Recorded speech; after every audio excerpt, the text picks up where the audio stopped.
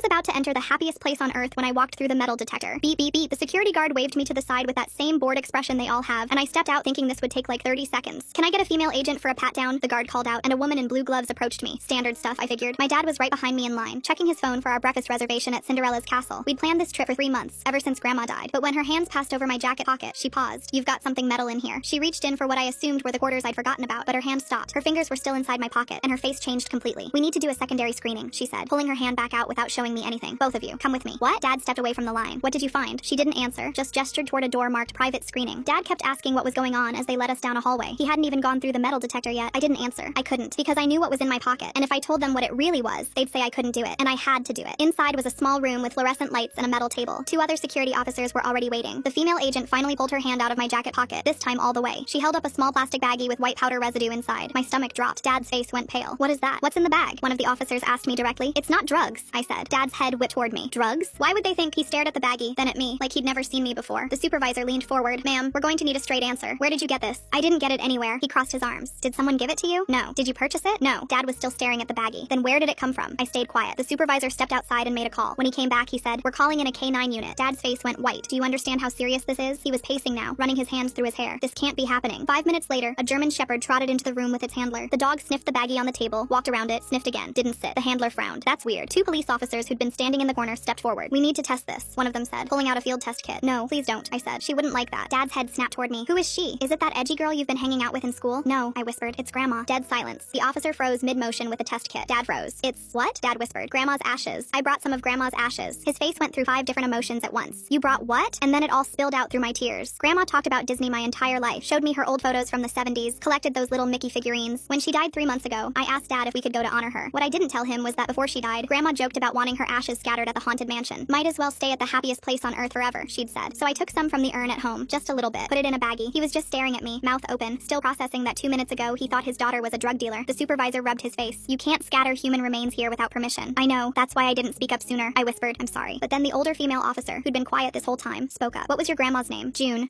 Martinez. She looked at the supervisor. I'll escort them out of here to go back through security. She looked at me. My mom loved this place too. Passed last year. She would have done the same thing. We walked out of the security office. I was confused. We were walking into the park, not out. She kept walking, leading us down a side path toward the haunted mansion garden. Rose bushes and old iron gates surrounded us. She stopped at the edge and turned her back. Make it quick, she said quietly. I smiled and scattered Grandma's ashes under a rose bush. Dad watched in complete shock. When I was done, she brought us right into the park and smiled. Have a great day. I couldn't believe it. We walked back toward Main Street. Dad just held up his hand for a high five. I stared at it. You're not mad? Nope. He grinned. I forgot to take my dab pen out of my pocket and they never checked me. So now I get to be blazed at Disney. Hope you're hungry. My jaw dropped. We spent the first hour at Disney in a security interrogation room instead of at our breakfast reservation, but Grandma got her wish.